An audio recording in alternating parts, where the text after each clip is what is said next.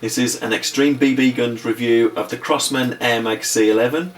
This is a CO2 gas-powered 6mm airsoft pistol with an FPF of approximately 320.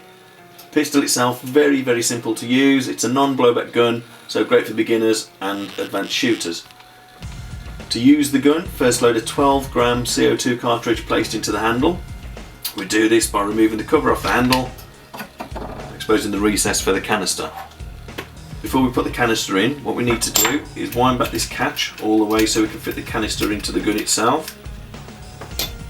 Drop the canister into position, and then we wind the catch back up. It'll stop there, but then we just wind a little bit further until we puncture the canister, and then it stops. The canister will give you approximately 200 shots. So now we drop the cover back onto the gun, and then all we need to do is load the BBs into the magazine. Do this by pressing the magazine release. The magazine will drop. Make sure you're there to catch it. Pull the spring right back until it stops. Slightly different magazine to some of the other guns, as you've got a catch there which will then load pressure onto the pellets once we're loaded.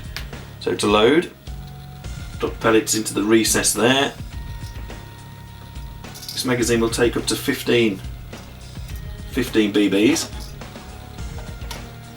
And we drop the magazine into the gun first before we set the switch, so we just knock that forward. That's now loaded.